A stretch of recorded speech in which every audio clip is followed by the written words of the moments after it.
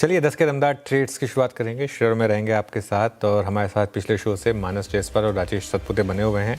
अमित सेठ और सोमल मेहता भी जुड़ेंगे अपने टॉप ट्रेड्स के साथ। उसके बाद बिग मार्केट वर्सेस में हमारे साथ कोटक महिंद्रा एएमसी के मैनेजिंग डायरेक्टर नीलेश शाह होंगे और मार्केट टेक्निकल्स पर जेएम फाइनेंशियल सर्विसेज के डायरेक्टर और head of research Rahul Sharma से होगी बातचीत। लेकिन इससे पहले एक नज़र ज़रा आज की मार्केट पर। अच्छा मोमेंटम है मार्केट में। निफ्टी अभी भी 26,277 पर, बैंक निफ्टी अभी भी 60,000 के ऊपर टिका हुआ है। सबसे इम्पॉर्टेंट चीज़ ये है। इसके अलावा अगर आप इंडिविजुअल स्टॉक्स देखेंगे तो अदानी पोर्ट्स आज निफ्टी का टॉप गेनर 1.5% ऊपर, लेकिन निफ्टी बैंक को सपोर्ट मिल रहा है कोटक महिंद्रा बैंक से, जो है करीब 1.5% ऊपर। इसके अलावा इटर्नल 300 के करीब आकर इसमें नॉर्मली बाइंग आती है, यहाँ पर थोड़ी सी बाइंग।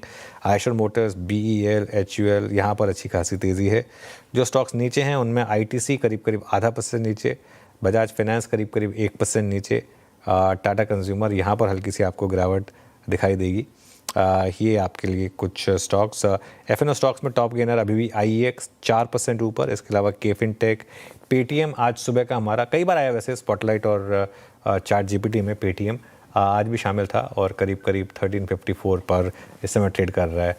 और श्रेया, इस स्टॉक को हम तब बुलिश हुए थे जब कुछ लोगों ने कहा था 2 सर्किट के बाद कि बेच के निकल जाइए, जब बेचने को कुछ बचा नहीं था। खैर अब हर कोई क्लेम कर रहा है, लेकिन ये इस समय आप देखें तो एक शानदार मूव रहा है स्टॉक में और बहुत शानदार रिटर्न जनरेट करें। चलिए शुरुआत करते हैं कॉल्स के साथ। जी, कॉल्स लेते हैं। अब मार्केट अच्छा परफॉर्म करता हुआ, ब्रेथ अच्छी है क्योंकि मिड कैप और स्मॉल कैप में अगर आप देखें खरीदारी होती है। एक बार ब्रेथ का प्लेट लगा दीजिए स्क्रीन पर। 1700 से ज़्यादा स्टॉक, 1761 ऐसे स्टॉक्स जहाँ पर खरीदारी, 28 इनफैक्ट, और 1015 स्टॉक्स में दबाव। लेकिन ऐसे मूड मॉल में कमाई कहाँ होगी? हमारे साथ है मानस जी, सातपुते जी, अमित सेठ जी और सोमल मेहता जी से लेंगे हम calls. Amit ji, good morning, स्वागत है आपका कार्यक्रम में। बताइए इस वक्त के आपके 2 कॉल्स कौन से होंगे? जी, good morning Shreya ji, good morning Anuj ji and good morning everybody on the panel.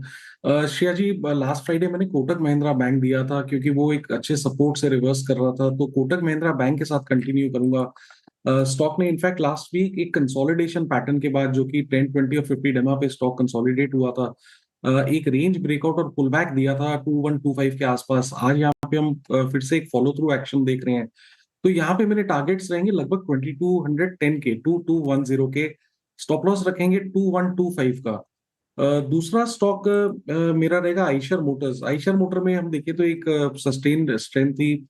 2-3 दिनों से स्टॉक ने एक पुल बैक दिया, लेकिन ये पुल बैक ने 10 और 20 डेमा पे होल्ड किया।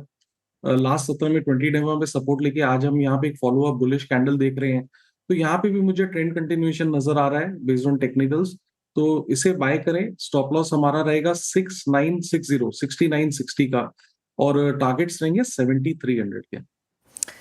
ओके, कोटक महिंद्रा बैंक शानदार परफॉर्म करता हुआ फ्राइडे में भी शुमार पिक्स में अमित जी के, और आयशर मोटर्स, ये 2 काउंटर्स आपको रडार पर रखने हैं। स्टॉप लॉस और टारगेट आपके स्क्रीन पर है, फटाफट से जॉट डाउन कर लीजिए। सोमिल जी, गुड मॉर्निंग, स्वागत है आपका कार्यक्रम में। बताइए आपके 2 कॉल्स कौन से होंगे? Good morning to everyone. मेरे 2 कॉल्स होंगे। पहला होगा उनो मिंडा में एक फ्लैग पैटर्न का ब्रेकआउट हुआ है और 20 और 40 डेली मूविंग एवरेज पे सपोर्ट लिया है इसी फ्लैग पैटर्न ने, और यहाँ से हाई टॉप हाई बॉटम बनना शुरू हो गया है। मुझे लगता है यहाँ से बहुत अच्छी रैली कंटिन्यू हो सकती है in the medium term. Short term में फ्रेश बाइंग एक्सपेक्टेड है और यहाँ से बहुत अच्छी रैली शॉर्ट टर्म में एक्सपेक्ट कर रहा हूँ। स्टॉप लॉस रहेगा 1305 और टारगेट रहेगा 1380। दूसरा कॉल है IDFC बैंक पर। IDFC बैंक में भी वेरी सिमिलर एक अप ट्रेंड चल रहा है और यहाँ पर जो एक छोटा सा कंसोलिडेशन था वो ऑलरेडी ब्रेकआउट हो चुका है ऊपर में। आज बहुत अच्छा मोमेंटम है, 20 डेली मूविंग एवरेज के ऊपर चल रहा है। स्टॉप लॉस रहेगा 79 पर और टारगेट रहेगा 85। ओके, चलिए ये हो गई 2 ट्रेड्स सोमल जी की तरफ से। मानस जी, आपकी 2 ट्रेड्स। तो देखिए, पहला IEX पे खरीदारी करनी है। IEX ने कंसोलिडेशन के अपर जोन को ब्रेक किया है, तो IEX में खरीदारी करेंगे 141 रुपए, 141 के स्टॉप लॉस से 153 तक के टारगेट्स पॉसिबल है। जो दूसरा स्टॉक है वो बैंक ऑफ बड़ौदा का है। यहाँ पर भी देखें तो काफी दिनों से हम कंसोलिडेशन देख रहे थे, लेकिन यहाँ पर भी एक फ्रेश ब्रेकआउट है चार्ट्स पे, तो बैंक ऑफ बड़ौदा में 291 का स्टॉप लॉस लगाएंगे, 305 रुपए के टारगेट सेट करेंगे। ओके, राजेश जी, आपकी 2 ट्रेड्स। अनुज जी, देखिए पहला ट्रेड होगा केफिन टेक पे। मुझे लगता है एक अच्छा मूव शुरू हुआ है, थोड़ा सा कूल ऑफ भी हो रहा है, तो ये एक अच्छी जगह है। 1080 के स्टॉप लॉस के साथ बाय करेंगे, 1120 का टारगेट होगा। सेकंड बाय कॉल जो रहेगा that will be on PB Fintech. अगर आप इसका चार्ट देखें तो इससे में एक अच्छा ब्रेकआउट था, और ब्रेकआउट के बाद कंसोलिडेशन, और आज फिर से यहाँ पे मूव रिज्यूम हो रहा है। 1846 करंट प्राइस है, स्टॉप लॉस होगा 1825 का, और जो टारगेट दिखता है वो रहेगा 1880 से लेके 1900। ओके, चलिए एक काम करते हैं, अब आगे बढ़ते हैं। बाजार नया हाई लगा चुका है, जीडीपी के नंबर शानदार रहे हैं, और इस हफ्ते एक और क्यों है आरबीआई की पॉलिसी। इन सब के बीच में हमारे साथ मार्केट के दिग्गज और कोटक महिंद्रा एएमसी के मैनेजिंग डायरेक्टर नीलेश शाह मौजूद हैं। नीलेश भाई, गुड मॉर्निंग। एक 14 साल का वनवास था जो भगवान राम ने काटा था। निफ्टी ने 14 महीने का वनवास काटा और ऑल टाइम हाई लगाया। बैंक निफ्टी अब 60,000 पर, और बैंक निफ्टी में मोमेंटम काफ़ी शानदार रहा है। और अब लार्ज कैप लीड कर रहे हैं इस मार्केट को। इस समय आपका व्यू क्या है मार्केट को इन करंट मैक्रो एनवायरनमेंट? क्या आपको लगता है कि यहाँ से तेजी और तूल पकड़ सकती है? तो अनुज भाई, भगवान राम तो वनवास गए थे और बहुत ही कठिनाई का सामना किया था, और फाइनली रावण से लड़के जीत के अयोध्या वापस आए थे। निफ्टी का 14 महीने का वनवास जरूर था, बट उतनी कठिनाइयां नहीं थी जितनी भगवान राम को सहन करनी पड़ी थी। मार्केट मुश्किल से 15-20% गिरा होगा, और उसके बीच में भी कई स्टॉक ने अच्छा प्रदर्शन किया है।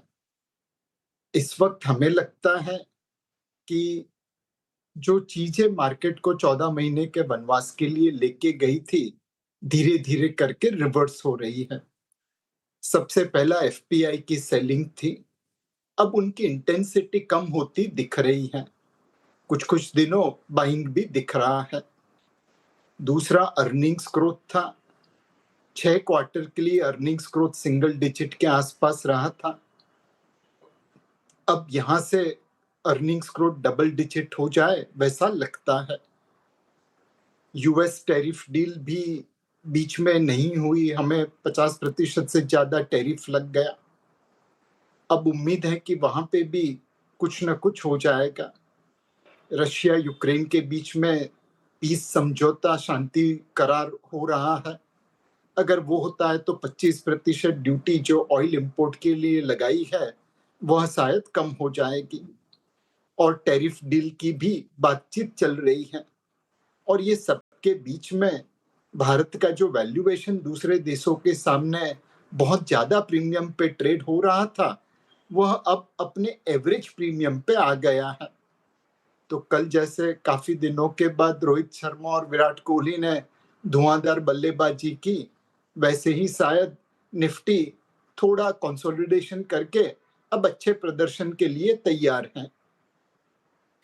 नीलेश भाई, सिंस आपने बात ला ही दी, रोको ने बैटिंग तो बहुत अच्छी की, हम मैच भी जीते, लेकिन कहीं ना कहीं एक डर बैठ रहा है कि हम जो हैं अब वाइट बॉल के बहुत अच्छी टीम बनते जा रहे हैं, लेकिन रेड बॉल में हम अपना पूरा का पूरा जो स्टैचर है वो खो चुके हैं। खो नहीं रहे, खो चुके हैं। बैक टू बैक 2 सीरीज़ में वाइट वॉश घर पर। तो क्या यही थोड़ा सा मार्केट में भी ट्रेडिंग और इन्वेस्टमेंट का माहौल बन रहा है कि ट्रेडिंग में तो सब बहुत ज़्यादा उत्सुक हैं, लेकिन इन्वेस्टमेंट में लंबा होराइजन थोड़ा सा करने में लोग हिचकिचा रहे हैं? अनुज भाई, मतलब भारत इतना बड़ा देश है कि उसके बारे में जो भी कहे उसका ऑपोजिट भी उतना ही सत्य है। हमने म्यूचुअल फंड में लंबी अवधि के निवेशक देखे हैं। पहले एक समय था मार्केट गिरती थी, हमें रिडम्पशन मिल जाता था, बट कोविड के बाद 2020 से कुछ ऐसा माहौल बना है, जब भी मार्केट गिरता है, वैल्यूएशन सस्ता होता है, तो लोग रिडम्पशन की जगह सब्सक्रिप्शन कर रहे हैं। धीरे ही सही, बट भारत के बहुत सारे म्यूचुअल फंड निवेशकों में अब लंबी अवधि के लिए निवेश करना, डिसिप्लिन वे से निवेश करना, वह अंतर्गत हो गया है। हाँ, मार्केट में बहुत सारे लोग हैं जो मोमेंटम इन्वेस्टिंग या मोमेंटम ट्रेडिंग भी करते हैं, एंड उनका अनुभव ज्यादातर खराब ही रहता है। तो सुबह का भूला शाम को जरूर लौट आएगा। इन्वेस्टिंग टेस्ट मैच की तरह है, धीरे धीरे आपको लंबी इनिंग खेलनी पड़ेगी। मोमेंटम इन्वेस्टिंग T20 या वनडे की तरह है, उसमें रिस्क ज्यादा है और पैसा बनने की कोई गारंटी नहीं है। Okay Nilesh sir, good morning. Shreya बात कर रही हूँ। ओवरऑल मार्केट पे हमने अच्छी तरीके से बात कर ली, लेकिन सर अब सेक्टर स्पेसिफिक जवाब चाहूँगी मैं आपसे। आपने कहा अर्निंग्स यहाँ से और अच्छी होंगी, ऑटो सेक्टर के अर्निंग्स भी ठीक ठाक रहे, अब सेल्स आंकड़े भी आ रहे हैं, वो भी इन एक्सपेक्टेशंस ही आ रहे हैं और अच्छा परफॉर्म कर रहे हैं आज स्टॉक्स। ऑटो स्पेस को लेकर आपका व्यू क्या होगा सर? ऑटोज में सितंबर के बाद जो जीएसटी कट हुआ उसकी वजह से जम के खरीदारी हुई है। अक्टूबर और नवंबर महीने में भी ये मोमेंटम बरकरार रहा है, तो ऑब्वियसली लोगों की उम्मीदें अब बढ़ गई हैं कि ऑटो सेक्टर के नंबर अच्छे आएंगे और ये मोमेंटम कंटिन्यू रहेगा। हमारा मानना है कि ऑटो में अब यहाँ से एक कंसोलिडेशन फेज चालू हो रहा है। नंबर्स अच्छे आएंगे बट मार्केट के दाम में या वैल्यूएशन में उसे डिस्काउंट किया गया है। अब यहाँ से आप एक सिलेक्टिव ऑटो सेक्टर में निवेश कर पाएंगे। रूरल इकोनॉमी बहुत अच्छा कर रही है, बारिश भी अच्छी हुई है, फसल भी अच्छी होगी और रूरल इकोनॉमी में क्रेडिट फ्लो भी काफी तेज है। तो ये सब देख के लगता है कि जो टू व्हीलर कंपनी है, ट्रैक्टर कंपनी है, जो रूरल इकोनॉमी के में ज्यादा सेल करती है, शायद वहां पे आउट परफॉर्मेंस अभी भी बना रहे हैं। बिल्कुल। अच्छा सिंस आपने बात इस स्पेस की है, रूरल स्ट्रेस से कम होने की बात की है, एक और स्पेस जहां पर शानदार मूव्स रहे नीलेश भाई, पीएसयू बैंक्स। और इसमें अगर मैं थोड़ा सा एनबीएफसीज का तड़का जोड़ दूं, खास तौर से वो एनबीएफसीज जो पिछले 2 साल स्ट्रेस में रही थी, माइक्रो फाइनेंस में काफ़ी स्ट्रेस था, वहाँ काफ़ी पेन हमको देखने को मिली। इस स्पेस में मैसिव रिटर्न्स जनरेट हुए हैं पिछले 6 महीने में। क्या यहाँ पर अभी भी रिस्क रिवॉर्ड फेवरेबल है?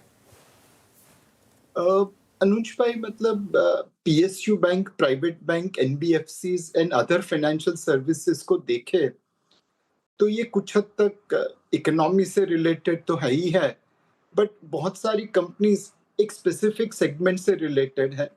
कोई कमर्शियल व्हीकल में उस्ताद है, कोई माइक्रो फाइनेंस में उस्ताद है, कोई कैपिटल मार्केट से जुड़ा हुआ है। ओवरऑल हमें लगता है कि अभी भी एक सेक्टर जो वैल्यूएशन वाइज अभी भी काफी रीजनेबल है, वो banking and financial services sector है। पीएसयू बैंक में शानदार प्रदर्शन के बाद भी वह अपनी हिस्टोरिकल वैल्यूएशन के आसपास है। नंबर्स अच्छे आ रहे हैं, क्रेडिट ग्रोथ बढ़ रहा है, आरबीआई लिक्विडिटी दे रहा है, रेगुलेटरी उन्होंने काफी कदम उठाए हैं। अभी पिछले सप्ताह उन्होंने तकरीबन 9000 से ज्यादा कंप्लायंस रिक्वायरमेंट को 250 से ज्यादा मास्टर सर्कुलर में कंबाइन कर दिया। उससे ईज ऑफ डूइंग बिजनेस काफी बढ़ेगा banking and financial services sector के लिए। तो ये क्षेत्र में PSU bank, select NBFCs, select capital market companies and select private banks, इसमें आप ओवरवेट पोजीशन रख सकते हैं। ओके। अच्छा नील भाई, सेक्टर्स की तो हम बात लगातार करते हैं। आपने इन पासिंग कहा था कि एफआईआईज की सेलिंग की इंटेंसिटी कम हुई है और 1-2 दिन तो उन्होंने बाइंग भी की है। अब एक ऐसी इकॉनमी, वर्ल्ड की 4th लार्जेस्ट इकॉनमी जो 8.5% से ज़्यादा ग्रोथ दिखा रही है, जहां पर अब शायद 15% की अर्निंग्स ग्रोथ देखने को मिले, क्या एक्सपेक्ट करें कि 2026 में वापस हमें वो जो एफआई फ्लोज जो हम भूल गए हैं कैसे होते थे, वो देखने को मिलेंगे? उम्मीद तो यही है अनुज भाई। अगर आप देखें तो एमएससीआई इमर्जिंग मार्केट इंडेक्स में हमारा वेटेज 18.5 से 19% के आसपास है। एफपीआई की जो ओनरशिप है वो तकरीबन 16% के आसपास है। अब भारत में जिन्होंने निवेश किया है उनमें एक्टिव एफपीआई है और पैसिव एफपीआई है। जाहिर है कि जो पैसिव एफपीआई है उनका वेटेज तो पोर्टफोलियो में एमएससीआई इमर्जिंग मार्केट इंडेक्स के बराबर होगा। तो ओवरऑल जो एक्टिव एफपीआई का निवेश है वह 16% नहीं, शायद 14 या 14.5% होगा। तो भारत जैसी मार्केट में, इकोनॉमी में 20-25% से ज्यादा अंडरवेट रखना किसी भी फंड मैनेजर के लिए चैलेंजिंग रहेगा। तो मेरा अनुमान ये है कि धीरे धीरे करके उनकी इंटेंसिटी सेलिंग की कम होती रहेगी और 2026 में उम्मीद है कि उनकी खरीदारी देखने को मिलेगी। ओके, ऑप्टिमिस्टिक हैं नीलेश जी आप एफआईज की बाइंग को लेकर।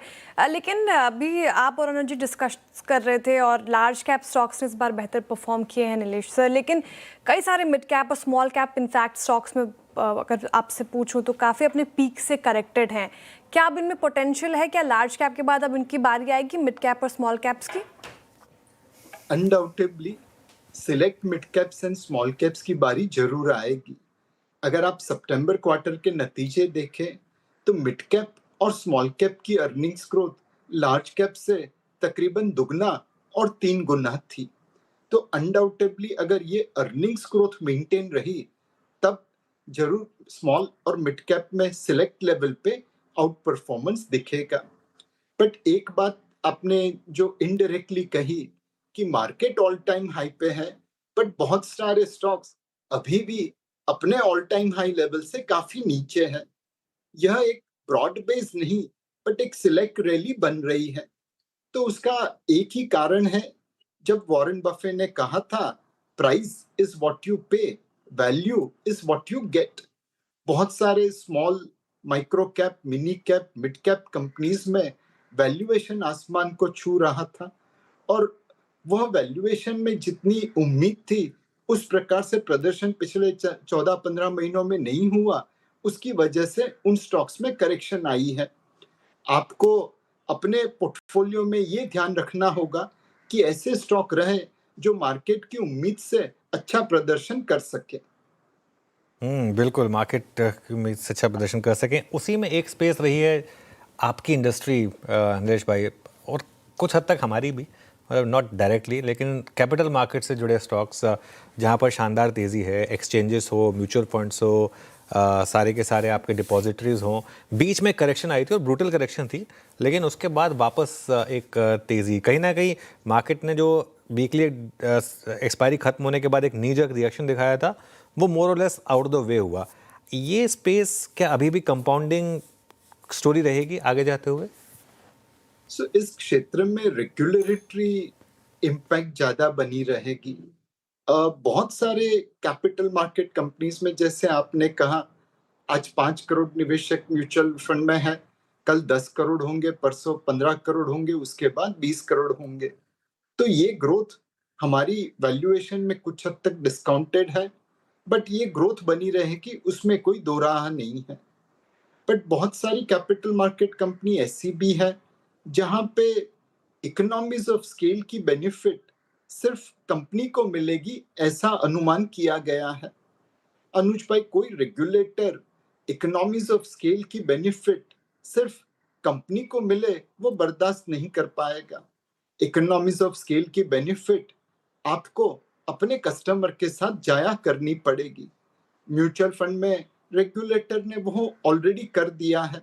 जैसे जैसे हमारी साइज बढ़ती है वैसे वैसे एक्सपेंस रेशियो कम होता है। तो ये जो एक्सपेंस रेशियो कम होना है, इकोनॉमीज ऑफ स्केल की बेनिफिट अपने कस्टमर के साथ शेयर करनी है, वह कुछ कैपिटल मार्केट कंपनी के अनुमान में या एक्सपेक्टेशंस में बिल्ड नहीं हुआ है।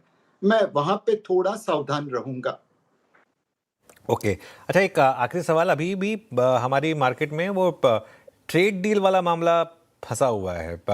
अगर वो एक अच्छी डील साइन हो गई तो वो मार्केट के लिए कितना पॉजिटिव होगा आपके हिसाब से? मुझे लगता है अगर ट्रेड डील होती है तो कुछ हद तक तो मार्केट ने उसे डिस्काउंट कर लिया है at all time high level पे, बट एक रिलीफ रैली बन सकती है बिकॉज बहुत सारे यूएस निवेश।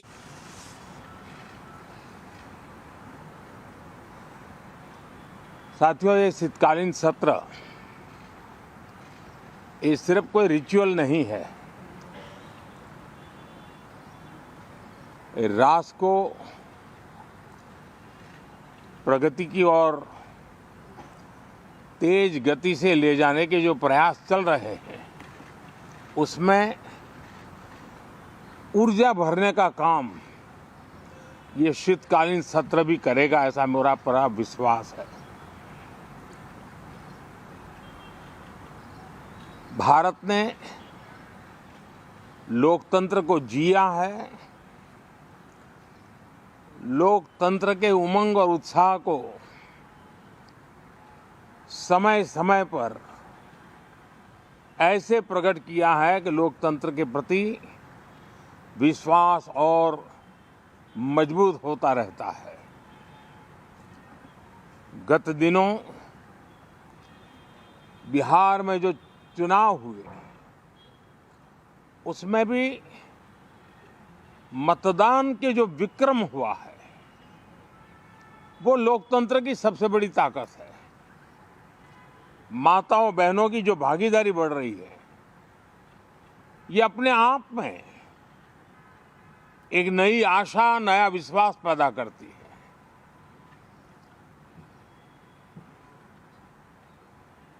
एक तरफ लोकतंत्र की मजबूती और इस लोकतांत्रिक व्यवस्थाओं के भीतर अर्थतंत्र की मजबूती, इसको भी दुनिया बहुत बारीकी से देख रही है।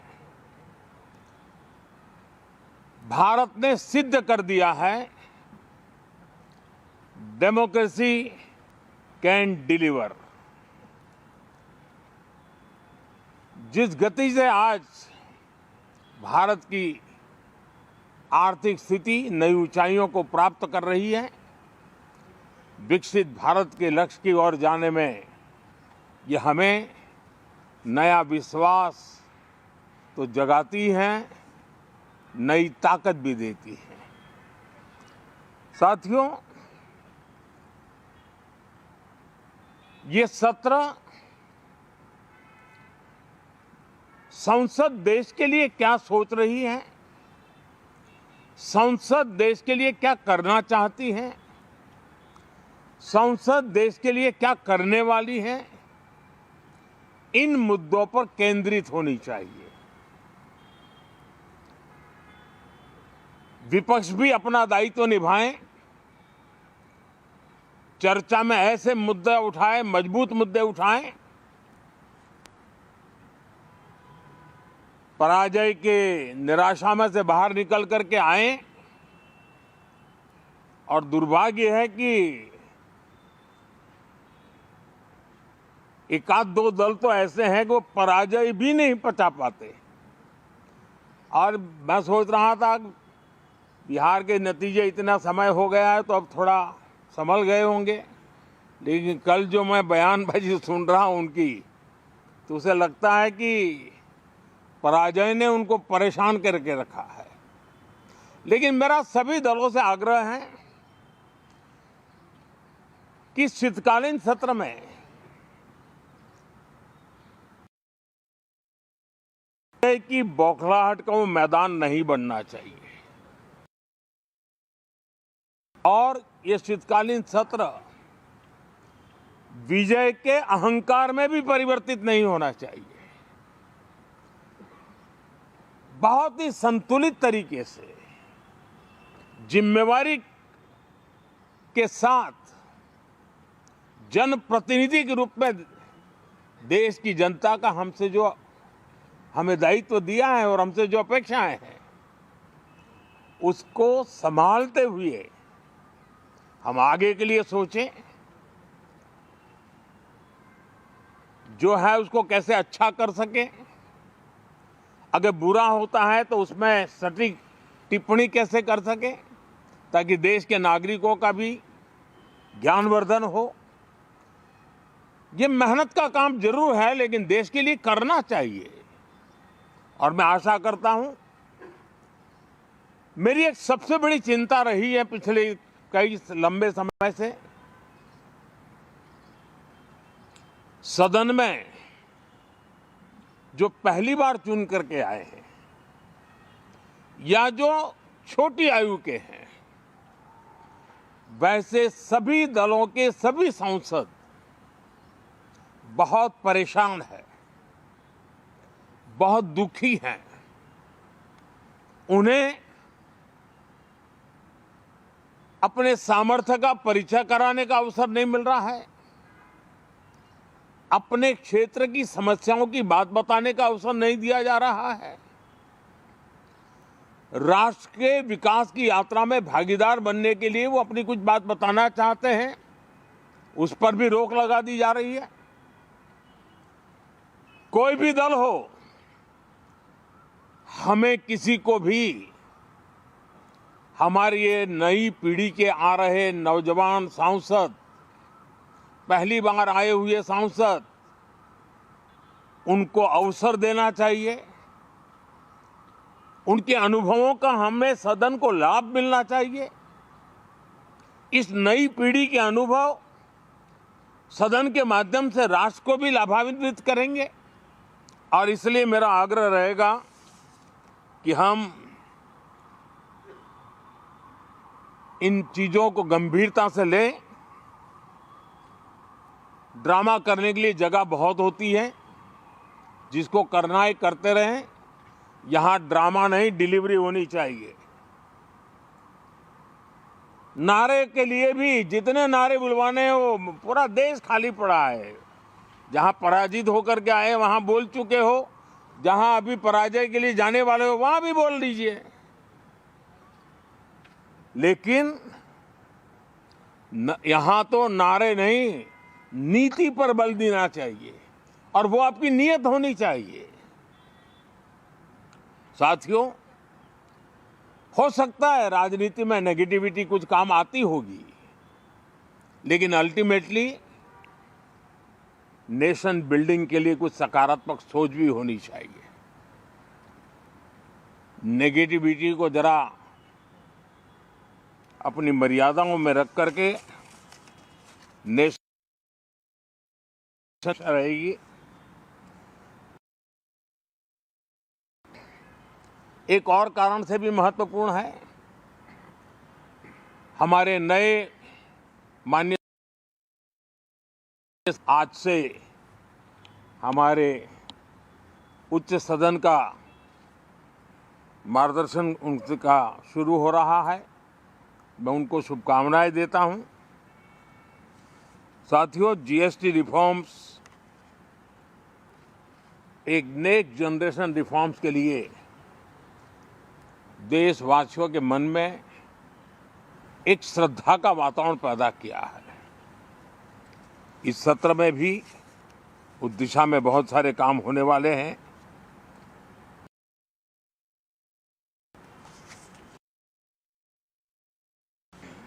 हमारे मीडिया के मित्र कभी अगर एनालिसिस करेंगे तो उनको ध्यान में आएगा कि पिछले कुछ समय से हमारे सदन